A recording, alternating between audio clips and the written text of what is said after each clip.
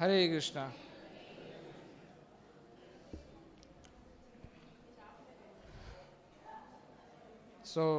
एक बार फिर से आप सबका स्वागत है।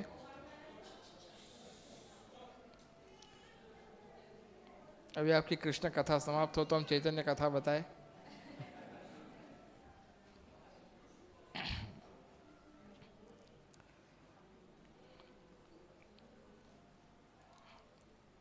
अभी तक हमने जो चर्चा की थी उसमें थोड़ा शांति बना के रखा हो।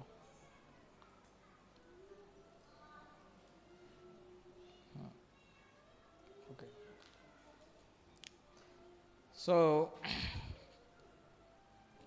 चैतन्य महाप्रभु जब रथ यात्रा किए तो उसके पहले एक बार ऑलरेडी बता चुके थे अपने भक्तों को कि मैं वृंदावन जाना चाहता हूँ।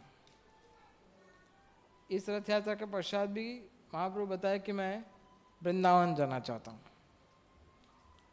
तो सब भक्तों ने कहा कि देखो अभी तो चातुर्मास से आ रहा है, अभी वृंदावन जाना उचित नहीं है, अभी आप थोड़ा समय रुक जाओ। तो कुछ भक्त महाप्रभु बोले ठीक है। महाप्रभु अपने आप को अपने भक्तों को दे देते थे, जैसे अपने भक्त कहेंगे वही करते। वो कहेंगे आप जाओ तो जाएंगे, बैठो बैठ जाएंगे। स्वयं भगवान थे वो, फिर भी ये उनका स्वभाव है। तो जगन्नाथ भगवान चैतन्य महाप्रभु जब चातुर्मास से समाप्त हुआ उसके बाद फिर से कहा अब मैं वृंदावन जाऊं। तो भक्तों ने कहा कि प्रभु अभी तो शीत शुरू हो जाएगी और शीत में आपके लिए वृंदावन में उत्तर में यात्रा करना बड़ा मुश्किल होगा, अभी मत जाओ, बाद में जाना। तो महाप्रभु रुक गए। और जब फिर शीतकाल के बाद ग्रीष्म ऋतु का आगमन होने आया तब महाप्रभु बताए अब मैं जाऊं जगन्नाथपुर वृंदावन। तो उन्होंने कहा कि यह ऋतु आपके लिए अनुकूल नहीं रहेगी। इतना गर्मी, विशेष करके वृंदावन में उत्तर प्रदेश के इलाके में बहुत तेज गर्मी होती है, आपके लिए यात्रा करना बड़ा मुश्किल होगा। इतना ताप है, सूर्य है, देखो बाद में कभी जाना। तो ऐसे फिर से वर्षा ऋतु आ जाती। तो इस तरह से एक के बाद भक्त लोग रीजन देते रहते थे आप वृंदावन मत जाइए। और उनका उद्देश्य यह नहीं था कि महाप्रभु को वृंदावन जाने से रोकना। उनका उद्देश्य था कि वो महाप्रभु से बिछड़ना नहीं चाहते थे,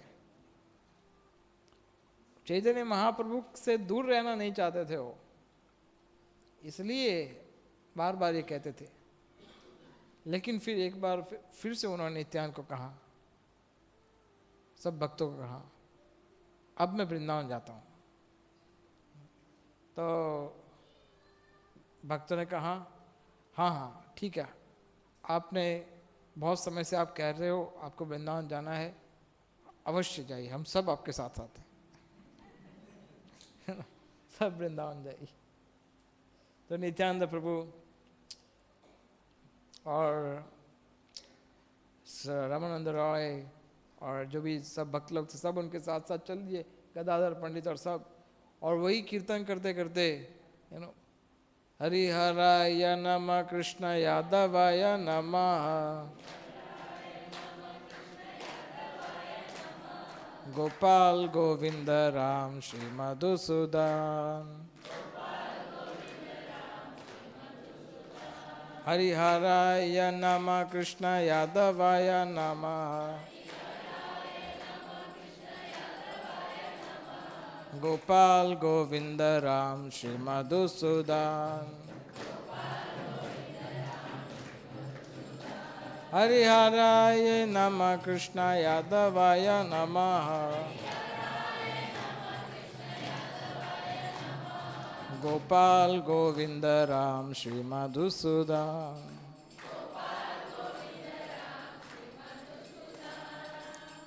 इस तरह से कीर्तन करते करते और नर्तन करते हुए पूरा भक्तों का प्रोसेसन आगे बढ़ा वृंदावन जाने के लिए। और ऐसे कीर्तन करते जब जगन्नाथपुरी की सीमा तक पहुंच गए, जगन्नाथपुरी की सीमा के आगे नदी क्रॉस करने वाले थे, तो वहाँ पर गदाधर पंडित को पहले महाप्रभु बता दिए, गदाधर तुम मेरे साथ नहीं आ सकते। तो गदाधर कहे लेकिन मैं तो आपकी परछाई हूँ, आपके बिना मैं कैसे नहीं आ सकता, मैं आपके बिना जीवित कैसे रहूँगा। गदाधर तुमने क्षेत्र संन्यास लिया है। क्षेत्र संन्यास का अर्थ होता है कि जो उस क्षेत्र को छोड़कर कभी बाहर नहीं जा सकते। तो तुम्हारा क्षेत्र संन्यास जगन्नाथपुरी में है, इसलिए जगन्नाथपुरी की सीमा के बाहर तुम नहीं जा सकते, तुम्हारे नियम में नहीं है ये, तुम वापस चले जाओ। अब महाप्रभु का आदेश हो गया, गदाधर का इतना साहस नहीं कि महाप्रभु के आदेश का उल्लंघन करे। तो गदाधर तो वहीं पर बेहोश हो गए, गिर गए, और महाप्रभु का विरोध सहन नहीं कर पाए। अक्सर ऐसा देखा जाता था, जिन भक्तों को महाप्रभु बहुत प्यार करते थे, बहुत प्रेम जिसको करते थे, अगर वो मूर्छित होकर गिर जाता था तो महाप्रभु जानबूझकर वहां से चले जाते थे। ये भगवान का और एक गुण है, उनका वैराग्य। हालांकि उनके हृदय में बहुत गहरा प्रेम है गदाधर के प्रति, लेकिन इस प्रकार का वैराग्य है उनका, छोड़ दिया उन्होंने, तुरंत निकल गए आगे। गदाधर को लेके आए वापिस भक्त लोग, तो आगे फिर भी एक गदाधर गए, बाकी तो बहुत सारे लोग थे। कई लोगों को बोला कि इनको छोड़ो। प्रतापरुद्र महाराज आप क्या कर रहे हो आपका सीमा आ जाएगा। तो बोले जब तक मैं तो यहाँ का राजा हूँ, तो तुम्हारी सारी अरेंजमेंट कराऊंगा, मार्ग में सब जगह भक्तों का खाने का रहने का सब व्यवस्था करा दूंगा, कहीं पर कोई मेरे होने के कारण तुम्हें कोई रोकेगा नहीं। तो महाप्रभु उसको स्वीकार किए, सीमा तक आए, सीमा के बाद बोले अब क्या, अब जाओ, अब वापिस जाओ। लेकिन फिर भी कई भक्त उनके साथ हो लिए। हजारों लोग को लेकर के महाप्रभु बंगाल की ओर आए, वेस्ट बंगाल की ओर, और बंगाल वाला रास्ता लिया था महाप्रभु ने वृंदावन जाने के लिए। तो बंगाल की ओर आए और वहां पर आकर के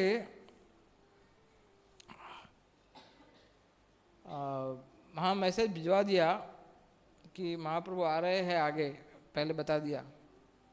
और यहाँ पर सब भक्तों ने कहा कि बंगाल में हिंदू राजा नहीं है, मुस्लिम राजा है, इसलिए आपको बहुत सारे कष्ट होंगे, वो लोग आपको रोकेंगे वगैरह, बहुत सारी समस्या हो सकती है, इसलिए हम सबका आपके साथ रहना आवश्यक है, हम आपके साथ रहेंगे। और सब उनके साथ जो कि महाप्रभु कीर्तन करते हुए गए बंगाल में, तो इतना हल्ला हो रहा था, इतना कीर्तन हो रहा था, इतना आवाज़ होने के राजा ने कहा कि भाई यहाँ क्या हो रहा है। राजा को समाचार मिल गया कि कुछ हो रहा है यहाँ पर। मुस्लिम राजा थे नवाब हुसैन साहब, उसको ये समाचार मिल गया कि चैतन्य इधर आ रहे। तो चैतन्य महाप्रभु का बोले आगमन, बोले कौन है, जाए चेक करो। तो कुछ एक मंत्री था, हिंदू था, और मंत्री ने आके कहा अरे कोई नहीं, कोई फकीर है, बस ऐसे ही वो नाच रहा है, कि कुछ लोग 2-4 लोग उनके पीछे पीछे घूम रहे, बस और कुछ नहीं, छोड़ो, वो तो आते रहते हैं ऐसे। वो चाहते थे कि राजा उनको परेशान ना करे, इसलिए जानबूझ के ऐसे गलत चीज बता दी। तो राजा बोला हाँ ठीक है, तो कोई बात नहीं, लेकिन फिर भी अगर वो फकीर है कोई, तो फिर भी उसको ध्यान रखो कि उसको कोई कष्ट ना हो। और उनको बताया नहीं, क्योंकि ये राजा का भरोसा क्या, अभी बोल रहा है कि उनका ध्यान रखो कष्ट ना हो, बाद में कुछ बदल दिया तो इसका भरोसा क्या। तो आगे गए, हजारों, जहाँ भी जाते थे हजारों लोग उनके जुड़ जाते थे, जिस गांव में जाते थे उस गांव के सारे लोग उनको जुड़ जाते थे। और महाप्रभु के एक दर्शन प्राप्त करने के लिए घंटों तक लोग खड़े रहते थे घर के बाहर, घंटों तक। और महाप्रभु जिस स्थान से जाते थे, उनके चरण की धूली लेने के लिए लोग इतने पूरे गांव इकट्ठे होते थे कि जहाँ जहाँ महाप्रभु गए उसके पीछे पीछे सब खड्डे खड्डे बन गए। इतनी धूल सबने इकट्ठी कर ली, सारी धूल इकट्ठा करते करते करते पूरे गांव के गांव धूल इकट्ठा करेंगे तो क्या होगा, है ना। पूरा मार्ग ही टूट गया, पूरा खड्डे खड्डे पड़ गए सब जगह। इतना महाप्रभु का सब उनके साथ जुड़ गए, हजारों हजारों लोग कीर्तन करते हुए।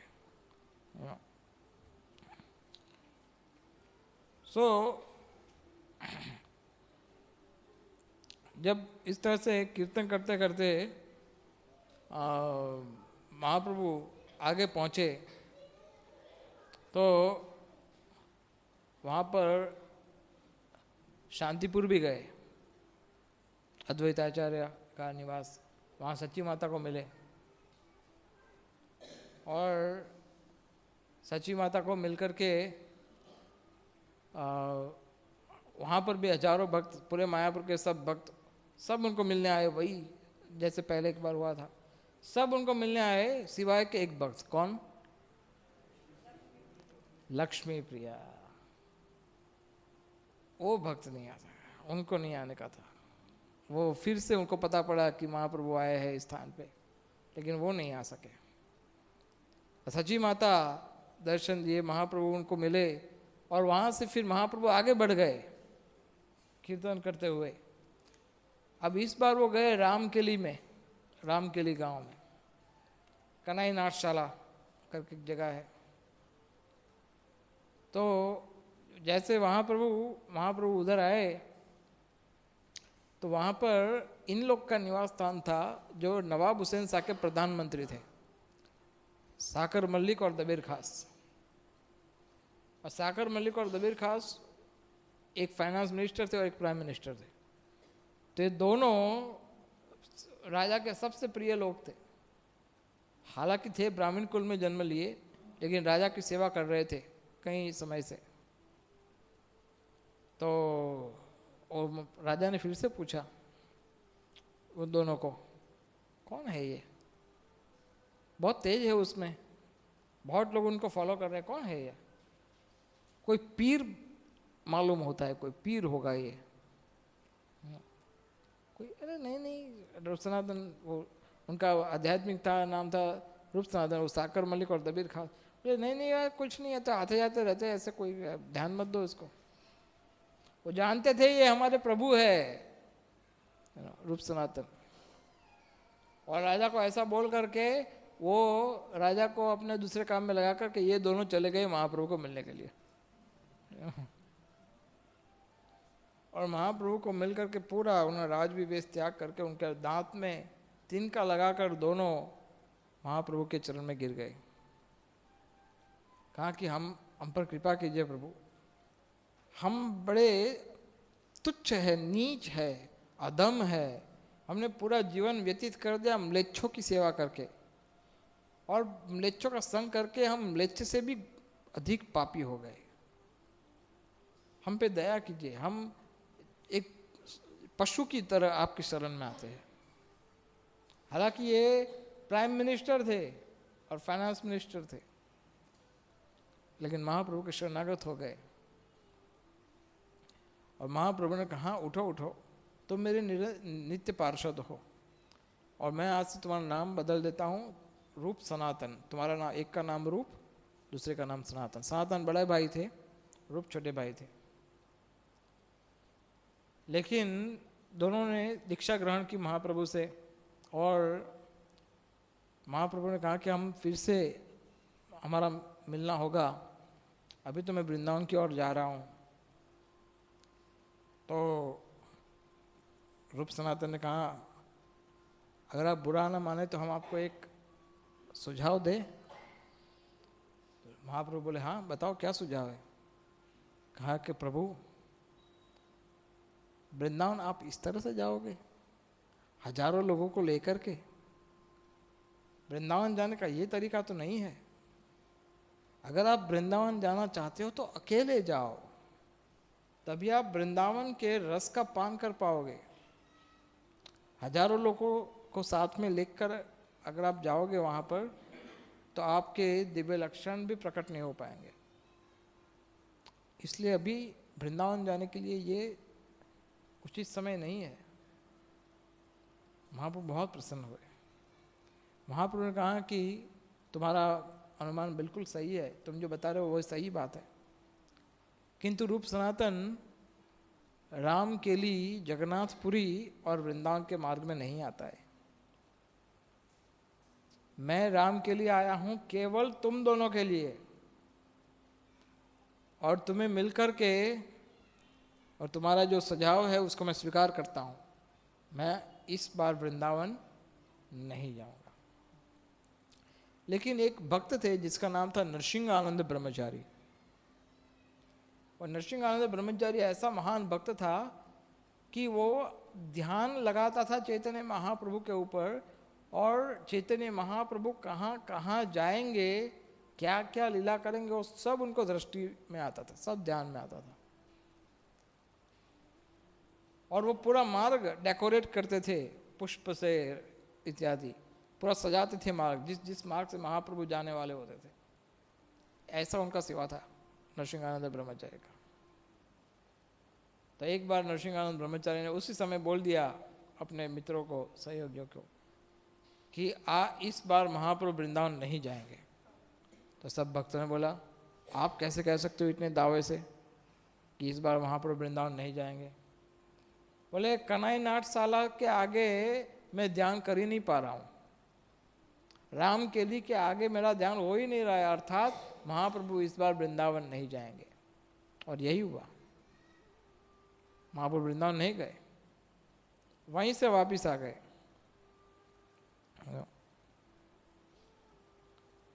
लेकिन बंगाल में जब वो गए थे तो उनको एक भक्त का मिलन हुआ था, उनका नाम था रघुनाथ दास। उनका मिलन हुआ था शांतिपुर में। ये रघुनाथ दास वो राजा के पुत्र थे। उनके पिता हिरण्य मजमूदार और गोवर्धन मजमूदार, ये वहाँ के सबसे बड़े लैंडलॉर्ड थे, जमींदार, सबसे बड़े जमींदार थे।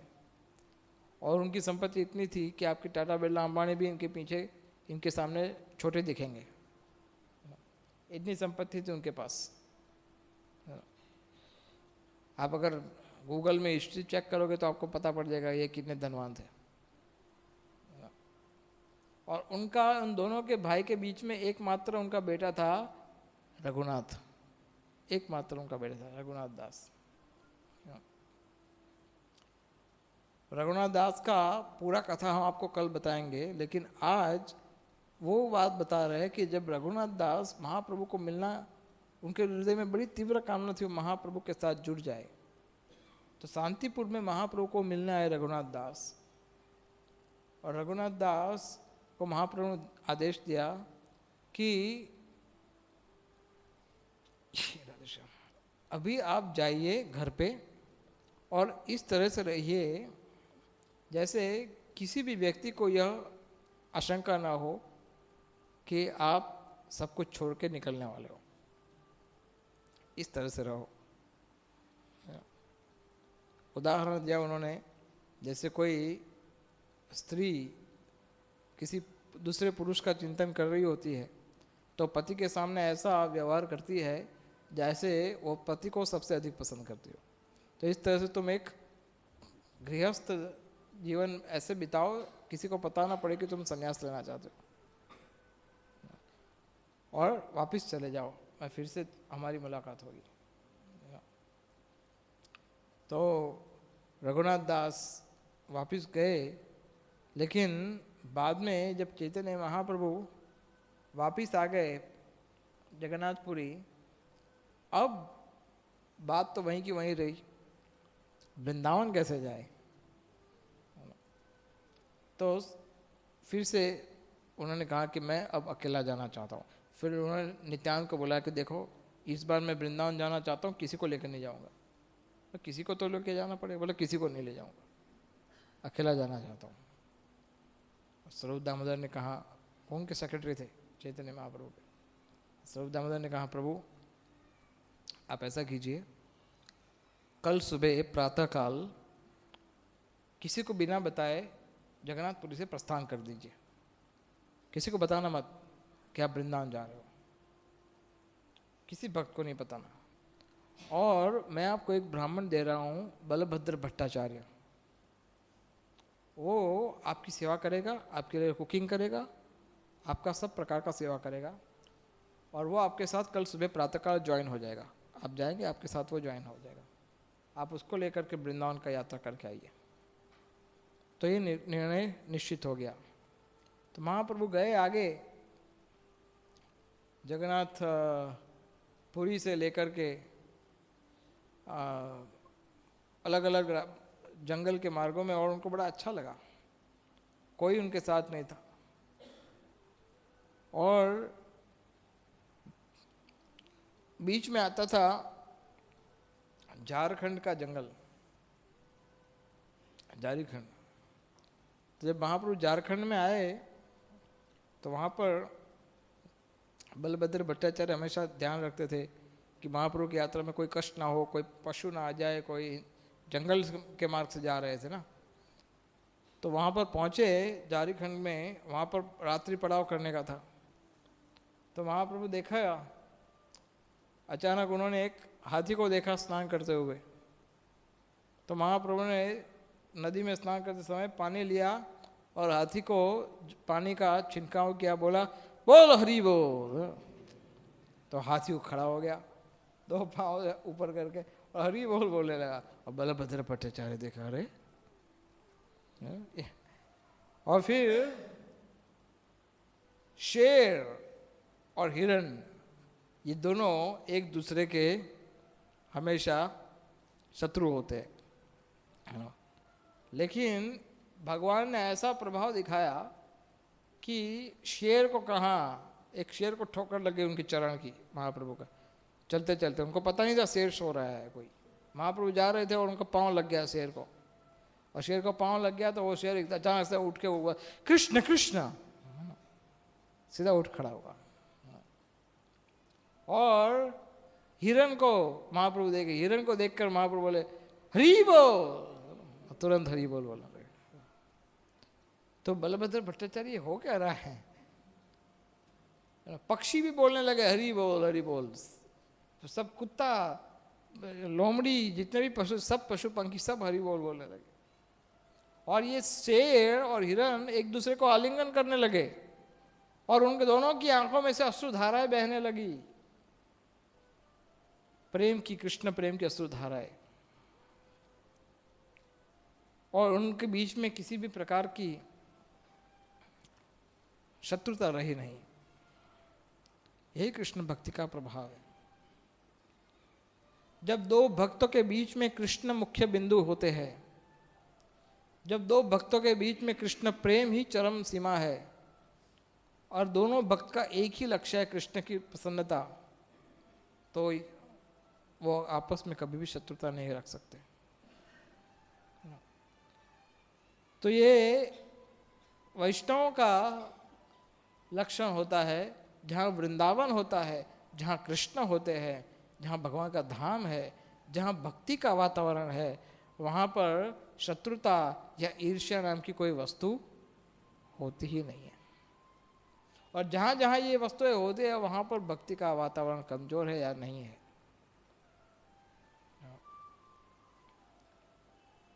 तो इसलिए जब बलभद्र भट्टाचार्य ने सब देखा कि आपस में कोई शत्रुता नहीं है, मयूर नाच रहे हैं, सब पंखियां नाच रहे, गा रहे हैं, हिरण नाच रहे, हाथी नाच रहे, शेर नाच रहे, सबको भगवान ने हरि नाम दिया, सबको। ये बात उन्होंने श्रीवास ठाकुर को भी एक बार बताई थी, अगर आपको स्मरण हो, 2 दिन पहले। श्रीवास ठाकुर ने कहा था, महाप्रभु ने कहा था श्रीवास ठाकुर को कि मैं बोलूंगा उस काजी को कि तुम अपनी कुरान पढ़ करके किसी पशु की आंख में से आंसू ला के दिखाओ, लेकिन मैं ये चमत्कार करके दिखाऊंगा। मैं उन सबको हरे कृष्णा कृष्ण कृष्ण हरे हरे, हरे राम राम राम हरे, ये महामंत्र दे करके उन सबको रुलाऊंगा, सब पशुओं को भी रुलाऊंगा। उनको भी मैं प्रेम दूंगा, उनको भी मैं भक्ति दूंगा। इसलिए महाप्रभु के लिए कोई ऊंची नीची जाति इत्यादि ये सब विचार नहीं करते। झारखंड के जंगल में पशुओं को कृष्ण प्रेम दे दिया, तो अब कौन बचेगा कृष्ण प्रेम प्राप्त करने से वंचित? तो क्या गांधीनगर के भक्तों को कृष्ण प्रेम प्राप्त करने में कोई समस्या हो सकती है? हाँ, यह कोई समस्या हो सकती है? नहीं। यह कृष्ण प्रेम प्राप्त हो सकता है अगर आपके हृदय में तीव्र इच्छा है, तो अवश्य प्राप्त होगा। तो चैतन्य महाप्रभु झारखंड के जंगल से आगे आकर के वाराणसी में पहुंचे, और वाराणसी में उनके भक्त थे। एक भक्त जिनको पहले भगवान ने बोला था कि अपना हम मिलेंगे वाराणसी में। कौन था वो भक्त? 2 दिन पहले उन्होंने पहले दिन बताया था कि एक भक्त को महाप्रभु बताए थे ईस्ट बंगाल में, बांग्लादेश में, तपन मिश्रा। भगवान ने कहा था तपन मिश्रा को कि मैं वाराणसी में तुम्हें मिलूंगा फिर से। और तपन मिश्रा ने महाप्रभु का स्वागत किया। चंद्रशेखर थे वहाँ पर, चंद्रशेखर और तपन मिश्रा दोनों ने महाप्रभु की सेवा की। और एक ज्ञात हुआ, समाचार पहुंचा प्रकाश आनंद के पास। प्रकाश आनंद सरस्वती वहाँ का बहुत प्रखर मायावादी सन्यासी का लीडर था। हजारों सन्यासी उसके अंडर में थे, उन सब का नेता था प्रकाश आनंद। और किसी ने कहा कि भाई कोई सन्यासी आया है प्रकाश आनंद महाराज, ये सन्यासी कोई आया है मायावादी संप्रदाय से सन्यास लिया हुआ है, शंकर संप्रदाय से। केशव भारती उनके गुरु थे, और यहाँ पर आया है और हजारों लोगों को कृष्ण भक्ति दे रहा है। लेकिन वाराणसी के प्रकाश आनंद बोले कोई बात नहीं, वाराणसी के लोग इतने मूर्ख नहीं हैं कि जो इस भावुक के हाथ में आ जाएंगे। बोले ये सन्यासी नाम का है, ये कोई साधारण मनुष्य है, ये भावुक होकर के नाच रहा है, गा रहा है पागल की भांति। आएगा, आया है, चला जाएगा, डोंट वरी। प्रकाश आनंद ने कहा ऐसा। महाप्रभु को जाके कहा कि ये आपके विषय में ऐसा कह रहे, हम ये आपकी बात नहीं सुन सकते। महाराष्ट्र ब्राह्मण भी था एक बार, बोले हम आपकी निंदा कब तक सुने, या तो हमें आदेश दो कि हम ये काशी छोड़कर वाराणसी छोड़ करके चले जाए, या तो फिर प्रकाश आनंद को भक्त बना दो। अगर ये दोनों संभव नहीं है तो हमें मृत्यु दंड दे दो। तो महाप्रभु कहे चिंता मत करो, प्रकाश आनंद मायावादी है, वो कृष्ण का अपराधी है, इसलिए ये लोग कृष्ण भक्ति को नहीं समझ सकते। ये लोग भगवान के स्वरूप में माया का आरोप लगाते हैं कि भगवान माया में आकर्षित है। ये लोग भगवान की लीलाओं को, भगवान की भक्ति को भला क्या समझ पाएंगे? छोड़ो उन सबको, उनकी चिंता मत करो। लेकिन फिर भी भक्तों के हृदय में कष्ट था, दुख था। लेकिन महाप्रभु तो वाराणसी से आगे चले गए। महाप्रभु वाराणसी से निकल करके पहुंचे मथुरा।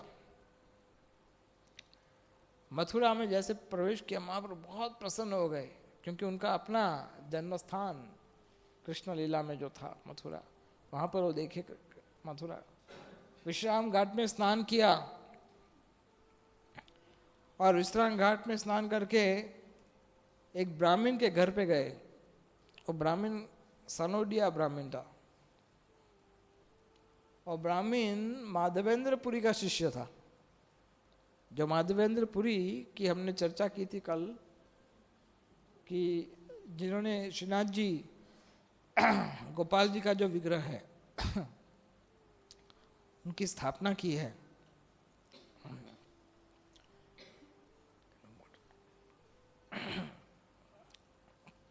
तो वो माधवेंद्रपुरी का शिष्य कौन थे? ईश्वरपुरी। और ईश्वरपुरी के शिष्य थे चैतन्य महाप्रभु।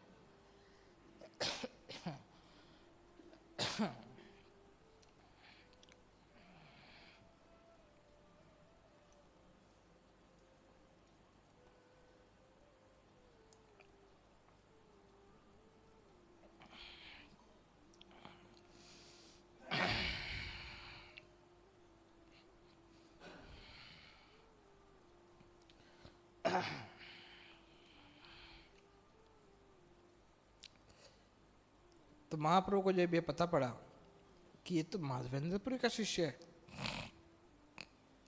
तो तुरंत महाप्रभु तुरंत उनको प्रणाम किए, तुम तो मेरे गुरु तुल्य हो, ईश्वरपुरी के गुरु भाई हो।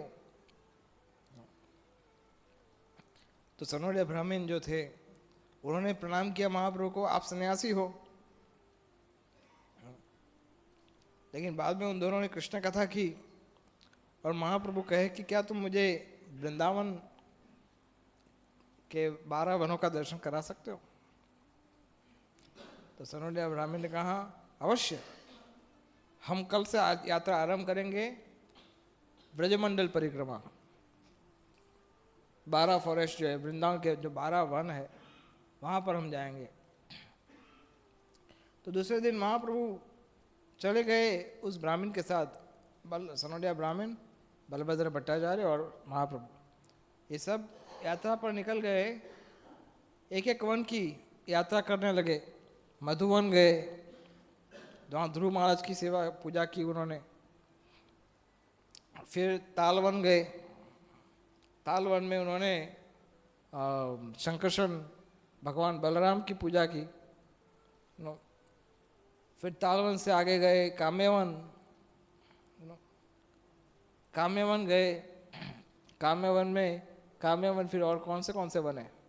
खदीर वन, बहुल वन, नहीं जो मेन 12 फॉरेस्ट है वही, बहुल वन, खदीर वन, कोकिल वन, फिर भांडीर वन, भद्रवन, लोहवन, महावन, गोकुल और वृंदावन। वृंदावन में आए। वृंदावन में जब वो आए तो महाप्रभु का ऐसे स्वागत हुआ भक्तों के द्वारा। अब जानते हो कौन भक्त थे? वहां के पशु पंखी, वहां की गैये। वो सारी गैये को ऐसा अनुभव होने लगा, अरे ये तो वही कृष्ण है, वही ग्वाला है जिनके साथ हम खेला करते थे। सारी गैया अपनी पूंछ उठा उठा करके दौड़ कर महाप्रभु के पास आई, उनके शरीर को चाटने लगी। और सारे जो ग्वाले थे वो लकड़ी से गैया को रुका, रुको रुको रुको, कहाँ भाग रहे हो? कोई किसी का सुना नहीं। सारी गैया भाग करके महाप्रभु को चरण चाटने लगी। और पैरट्स, तोते और जो पक्षियां होते हैं, कोकिल इत्यादि, ये उच्च स्वर से मधुर गीत गाने लगे। उनकी प्रसन्नता उनसे छिपी नहीं जा रही थी, वो समा नहीं पा रही थी, इतना जोर जोर से गान करने लगे। मयूर पूरा गोल गोल गोल गोल घूम करके नाच रहे थे, पूरा अपना मयूर नर्तन कर रहे थे सब। और यमुना नदी बहुत प्रसन्न हो गई, मेरा कृष्ण जो हमेशा यहाँ पर लीला करते थे वो पुनः मेरे पास वापस आ गए। सब हिरन वो भी दौड़ करके महाप्रभु के पास आ गए, वो भी उनके पांव चाटने लगे, उनको आलिंगन करने लगे। ऐसे प्रतीत हो रहा था ऐसे बहुत सालों के बाद अपना खोया हुआ मित्र उनको प्राप्त हुआ है। और उस मित्र को प्राप्त करके वहां के पशु पक्षी जो भी थे सब लोग इतने आलिंगन कर रहे थे महाप्रभु को, सब उनको घेर लिए, सब उनको घेर लिए, बंदर तक सब घेर लिए, सब उनको पकड़ लिए।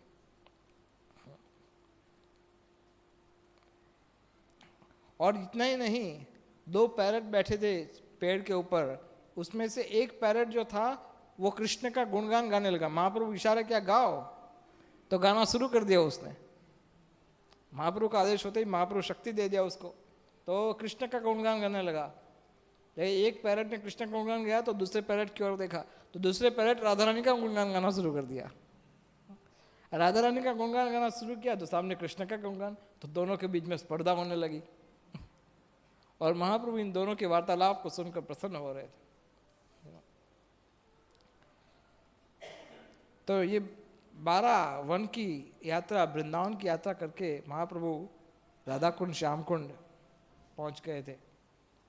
वहां बोले कहा यहाँ पर राधा कुंड श्याम कुंड दिखाई नहीं दे रहा है, किसी को पूछा यहाँ पर कोई कुंड हुआ करता था क्या पहले? तो बोले एक वो गौरी कुंड होता था, एक काला कुंड, हाँ ऐसा कोई कुंड होता था। अरे यहाँ तो कुछ है नहीं खाद। महाप्रभु उसमें से पानी सीधा अपने सिर पर लगाने लगे, बोले यही है राधा कुंड, यही है श्याम कुंड, और स्थापित कर दिया यही है राधा कुंड श्याम कुंड।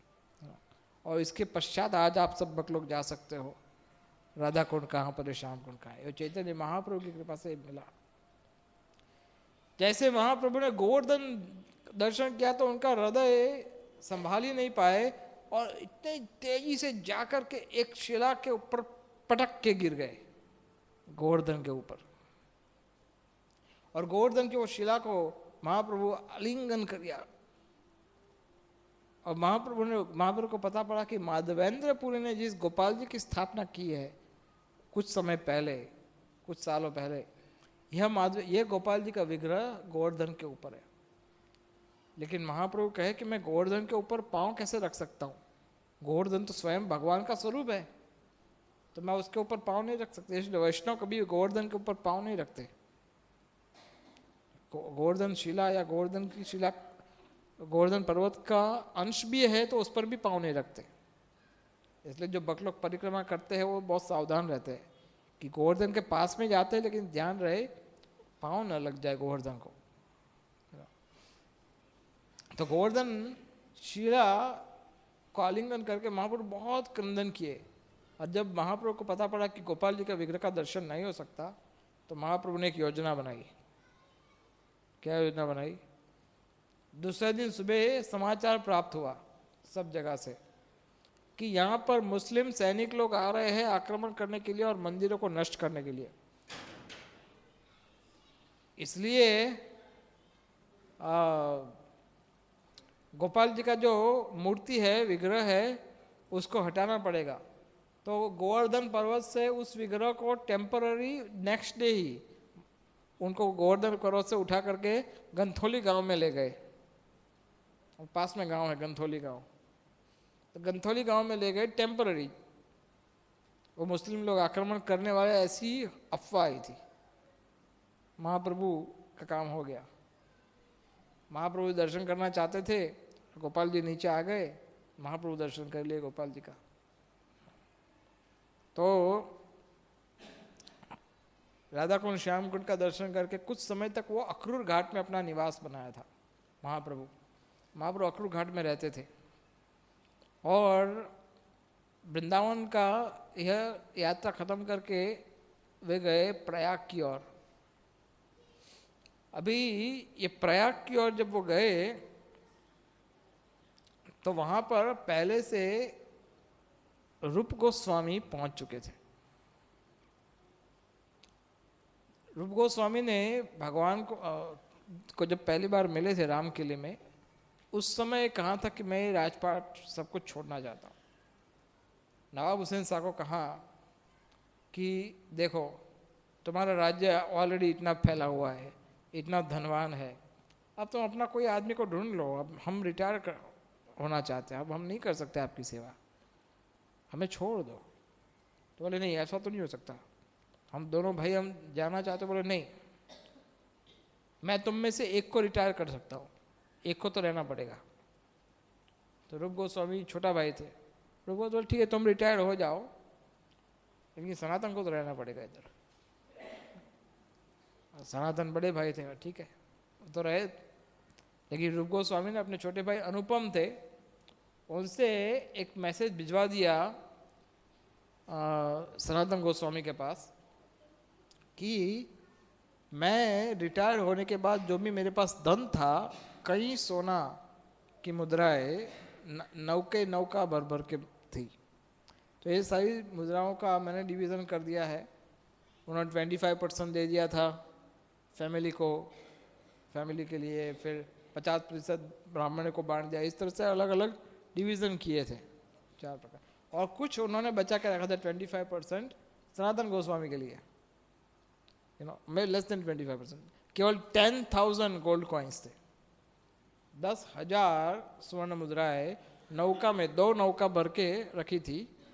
और ये 2 नौका उन्होंने अपने किसी विश्वसनीय को दे दी थी कि जब सनातन को आवश्यकता पड़े रिश्वत देने के लिए तो यूज़ कर लेना। उनको पता था कि सनातन को निकालने के लिए कुछ ड्रामा करना पड़ेगा। तो रूप गोस्वामी तो वहाँ से निकल लिए, रिटायर्ड होकर के प्रयाग चले गए। लेकिन बाद में सनातन गोस्वामी सोच रहे थे अब मैं क्या करूं, मैं कौन सी युक्ति करूं, क्या उपाय करूं कि मैं यहाँ से निकल सकूं। तो सनातन गोस्वामी ने राजा को कहा अब मुझे कोई राजपाट में रुचि नहीं है, मुझे छोड़ दो, रिटायर करो। बोले नहीं, तुम रिटायर कैसे हो सकते हो। ठीक है। एक दो दिन के बाद सिक लीव मांगा, वो बीमार होने के बाद जो बोले मैं कुछ समय से मैं बीमार हूँ तो मैं नहीं आ सकता। तो हाँ वो ठीक है। राजा बोले ठीक है तुम बीमार हो कोई बात नहीं। तो एक दो दिन हो गया, राजा बोले ये तो क्या हो गया, बीमार हुआ, ठीक हुआ कि नहीं क्या। तो राजा ने वैद्य को भेजा, जाओ चेक करो ये ठीक हुआ कि नहीं। तो वैद्य जाके बोले राजा को मिल के आए, सनातन गोस्वामी को मिल के आए, राजा को कहा अरे भाई इसको कुछ नहीं हुआ है, ये बिल्कुल स्वस्थ है, इसकी कोई समस्या नहीं है। बोले वो कर क्या रहा है, जाके देखो क्या कर रहा है। तो नवाब हुसैन शाह खुद आए देखने के लिए, भाई ये कर क्या रहा है, बीमार होने का नाटक करके कर क्या रहा है घर में। तो देखा तो सब दो चार ब्राह्मणों को लेकर के वो श्रीमद् भागवत पढ़ रहे थे, श्रीमद् भागवत की कथा कर रहे थे, आपस में डिस्कस कर रहे थे श्रीमद् भागवत को। तो बोले कि सनातन गोस्वामी को डांटा कि तुम ये सब तुम्हें शोभा देता है, तुम मुझे कहते हो कि तुम बीमार हो और तुम यहाँ पर भागवत पढ़ रहे हो और वहाँ पर मेरा राज्य पूरा डिस्टर्ब हो रहा है, चलो वापस। बोले अब तो मैंने निर्णय कर लिया है, अब मैं नहीं आऊँगा, अब तुम किसी और को रख लो, अब मैं नहीं कर सकता तुम्हारा काम। तो बोले तुम मेरे आज्ञा का उल्लंघन करोगे। तो बोले आपको जो दंड देना है, लेकिन मैं अब आपका काम नहीं कर सकता। तो बंदी बना दो इसको। सनातन को बंदी बना दिया, कारागृह में डाल दिया। एक दो दिन के पश्चात राजा ने एक मैसेज भिजवाया, राजा खुद ही आ गए। राजा ने कहा देखो मैं अब उड़ीसा पर आक्रमण करना चाहता हूँ, तुम मेरे साथ चलो वहाँ पर। तो बोले उड़ीसा का राजा तो हिंदू राजा है, वो प्रतापरुद्र राजा थे। बोले तो ये हिंदू राजा है, उस पर आक्रमण क्यों करना चाहते हो, मत करो, ये गलत विचार है तुम्हारा, छोड़ दो, उसके लिए मैं तुम्हारी सहायता करूं, असंभव। बोले ये ऐसे नहीं मानेगा, इसको कारागृह में डाल दो, सजा दे दो। सजा दे दी। सनातन गोस्वामी कुछ समय के पश्चात सोचा अब क्या करें। उनको मैसेज मिल गया था कि 10,000 स्वर्ण मुद्रा रूप गोस्वामी उनके लिए छोड़ के गए। तो उन्होंने जो जेलर था उसको बुलाया और उसको कहा कि देखो तुम कितने समय से यहाँ पर नौकरी कर रहे हो, तुम्हारी तनख्वाह क्या है, क्या करोगे इतने लाइफ टाइम पूरा नौकरी करने के बाद मिलेगा क्या तुम्हें, और तुम्हारा राजा भी देखो कैसा है। अभी तुम ही बताओ कि अल्लाह का नाम अगर कोई लेता है और अल्लाह के लिए जीवन समर्पण करना चाहता है तो क्या ये कोई बुरी बात है, तुम बताओ। और वो तो जानता था ये तो प्राइम मिनिस्टर है पहले प्राइम मिनिस्टर थे, तो रिस्पेक्ट तो दे दो। नहीं आपकी बात तो सही है, अल्लाह का नाम अगर कोई खुदा का नाम लेता है उसमें क्या समस्या है, उसमें कोई प्रॉब्लम नहीं, सही बात है। अरे तुम्हारे राजा को समझाए कौन, बहुत मुश्किल कार्य है। मेरे मन में एक विचार आ रहा है। बोले क्या विचार है, क्यों ना कुछ युक्ति करके मैं निकल जाऊं यहां से। अरे राजा को देखा है, खत्म कर देगा मुझे। तो बोले तुम पागल हो, मैं तुम्हारे हित की बात बता रहा हूं। बोले वो कैसे। तुम्हें जितनी तनख्वाह पूरे लाइफ में मिलती है ना, उससे कई हजार गुना धन में तुम्हें दे सकता हूं, अगर तुम मुझे जाने दो, छोड़ दो तो। बोले कैसे? बोले मेरे पास 10,000 स्वर्ण मुद्राएं हैं, सब तुम्हारी, मुझे छोड़ दो। तो बोले लेकिन फिर अगर पता पड़ा तो मेरी तो हत्या हो जाएगी। तो बोले कि मैं भी राजा था पहले, प्रधानमंत्री रहा हूं, मुझे पता है यहां से निकलने का मार्ग क्या है। मैं जाऊंगा शौच के लिए, स्नान करने के लिए सुबह, और बोल देना कि भाग गया। तो ऐसा करके 10,000 स्वर्ण मुद्रा उसको दे दी, और उनके एक सर्वेंट को ले लिया, ईशान करके भक्त था, उसको लेकर के सनातन गोस्वामी चल लिए वृंदावन की ओर। पता करवा लिया कहाँ पर है महाप्रभु, तो वो चले गए वाराणसी। तो जब वो आगे गए सनातन गोस्वामी, तो मार्ग में ईशान उनके साथ थे, तो उनको एक बहुत बड़ा पर्वत था, उसको पार करना था, लेकिन उसका मार्ग बड़ा जटिल था, और उसको मार्ग किसी लोकल आदमी को पूछना पड़े कि इसका मार्ग क्या है। तो मार्ग पूछने के लिए और रात्रि विश्राम करने के लिए एक धर्मशाला थी, गेस्ट हाउस, वहाँ पर गए। बोले हम यहाँ पर आज रात रुकेंगे। अभी वो गेस्ट हाउस का जो मालिक था, उसने एक कर्ण पिशाच अपने पास रखा था। कर्ण पिशाच का काम क्या होता है, वो जादूगर जैसा था। जादूगर क्या मीन्स, वो अपनी शक्ति से चेक कर लेता कि आपकी जेब में कितना माल है। तो उसने चेक कर लिया कि ईशान की जेब में 8 स्वर्ण मुद्राएं हैं, 8 स्वर्ण मुद्राएं। तो तुरंत उसने गेस्ट हाउस के मालिक को बोल दिया कि इसके पास 8 स्वर्ण मुद्राएं हैं। तो गेस्ट हाउस का मालिक तो आइए आइए महाशय आइए, हमारे गेस्ट हाउस आपने पावन कर दिया, क्या सद्भाग्य हमारे, ऐसी सुविधा आपको संसार में कहीं नहीं मिलेगी। इतना इतना वखान किया, इतना स्वागत किया, इतना प्रशंसा किया। सनातन गोस्वामी मंत्री रह चुके थे पहले। सनातन गोस्वामी उसको देखने लगे, बोले ऐसा इतना प्रशंसा क्यों कर रहा है ये, जरूर कोई गड़बड़ है,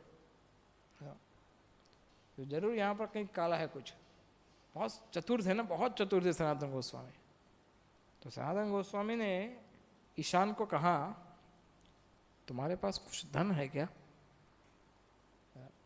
तो बोले हाँ, 7 स्वर्ण मुद्राएं हैं। बोले क्यों अपने मृत्यु को अपने साथ लेके घूम रहे हो?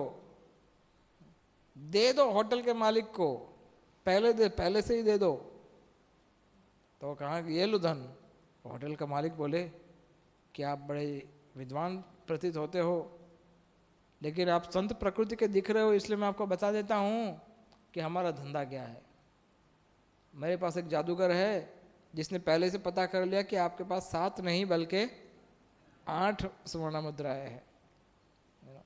ईशान के पास और एक था। बोले तुम्हारे पास 8 स्वर्ण मुद्राएं है, और ये सारी स्वर्ण मुद्रा लेने के लिए हम तुम दोनों की हत्या करने वाले थे आज रात को। तो सनातन गोस्वामी बोले भाई ये धन तुम रख लो, मुझे नहीं चाहिए, मुझे केवल इतना कर दो कि ये पर्वत आगे जाने का मार्ग बता दो, बस ये पर्वत से आगे कैसे जा सकते हैं हम। तो बोले नहीं नहीं महाराज आप रखिए, अब तो हम जान गए कि आप संत प्रकृति के हैं, ये स्वर्ण मुद्रा आप ही रख लीजिए, हमें नहीं चाहिए। सनातन गोस्वामी बोले कि अगर तुम नहीं रखोगे तो और कोई बीच में मिल जाएगा ऐसा, इससे अच्छा है तुम ही रख लो, मैं ये धन चाहता ही नहीं। और वो जो एक बचा था ना स्वर्ण मुद्रा, वो ईशान को बोला, बोले तू अपने पास रख, यहाँ से घर चला जा, अब तुझे मेरे साथ आने की कोई आवश्यकता नहीं। और वहाँ से आगे निकल गए सनातन गोस्वामी, और सनातन गोस्वामी के बहनोई थे श्रीकांत, रास्ते में उनको मिले, उनका घर था। तो श्रीकांत ने उनका स्वागत किया। सनातन गोस्वामी सब कुछ त्याग करके आए थे, लेकिन श्रीकांत जैसे उनको मिले तो श्रीकांत ने प्रयास किया कि हम सुविधा दे, ये दे वो दे, लेकिन बोले नहीं कुछ नहीं चाहिए। लेकिन शीत ऋतु है, ग्रीष्म ठंडी का मौसम है, एक कंबल नया वाला ब्लैंकेट निकाल के दिया, बोले ये ब्लैंकेट तुम ले जाओ साथ में, तुम्हें काम आएगा। तो सनातन गोस्वामी वो ब्लैंकेट लेकर के पहुंच गए चैतन्य महाप्रभु के पास। और चैतन्य महाप्रभु के पास जब वो मिले तो महाप्रभु ने अपने भक्त को बोला, चंद्रशेखर को जरा चेक करो, बाहर कोई बहुत बड़ा भक्त मेरा इधर आया है। तो बाहर दरवाज़ा खोल के देखा, कोई नहीं है, आगे अंदर महाप्रभु कोई नहीं है बाहर। तो बोले कोई तो होगा, कोई था देखो। बोले कोई फकीर जैसा कोई खड़ा है, दरवेश जैसा कोई बाहर खड़ा है। हाँ बोले उसको ही लेके आओ अंदर। तो सनातन गोस्वामी को लेके आए, और जैसे सनातन गोस्वामी अंदर आए महाप्रभु ने उनको आलिंगन दे दिया तुरंत। और जैसे आलिंगन दिया तो वो भक्त सोचा, अरे ये फकीर को आलिंगन दे दिया महाप्रभु ने, कौन है ये व्यक्ति? तो महाप्रभु बताए ये सनातन गोस्वामी। तो बाद में सनातन गोस्वामी को महाप्रभु बताए तुम ये दाढ़ी वाड़ी सब निकालो, शेविंग वेविंग कर लो और फिर भोजन ले लो, मैं तुम्हें भोजन करवाता हूँ तुम्हारे साथ। बोले नहीं मैं भोजन नहीं लूँगा, मैं माधुकरी करूँगा, मैं घर घर जाऊँगा, भिक्षा प्राप्त करूँगा और उसमें जो मिलेगा उससे खाऊँगा। महाप्रभु बड़ी प्रसन्न है, अरे अच्छी बात है, कहाँ तुम एक मंत्री थे और कहाँ आप एक घर घर जाकर भिक्षा मांगने के लिए तैयार हो, I am very happy for that. लेकिन अभी वो कंबल था उनके कंधे पे ऊपर, बार बार महाप्रभु की दृष्टि उस कंबल के ऊपर जा रही थी। नया कंबल था, भिखारी का वेश था, लेकिन कंबल उनके ऊपर नया था, तो बार बार वो दृष्टि जाती थी। तो फिर बाद में सनातन को पता पड़ गया कि ये कैसा है, भिखारी फटे हुए, बोले नए कपड़े मंगाए। सनातन गोस्वामी बोले नहीं नए नहीं, पुराने फटे हुए कपड़े दे दो, मैं उससे काम चलाऊंगा।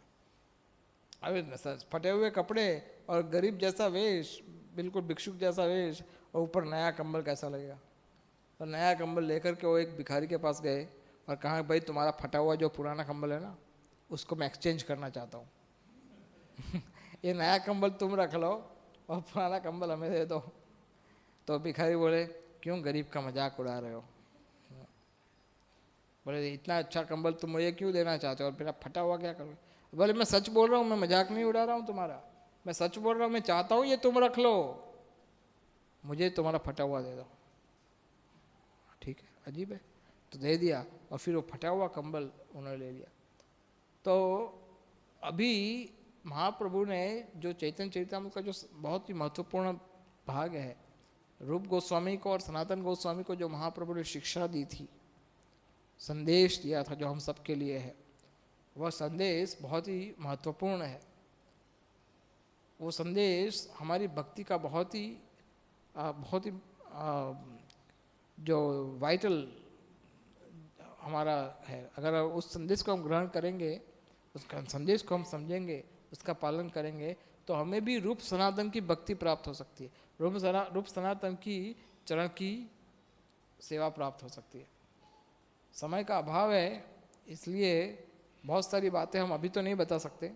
आज तो हम यहाँ पर विराम करेंगे, लेकिन कल हम आपको रूप सनातन गोस्वामी का संदेश, रघुनाथ दास गोस्वामी का संन्यास, हरिदास ठाकुर का तिरोभाव, ये सब अंत्य लीला की जो बातें हैं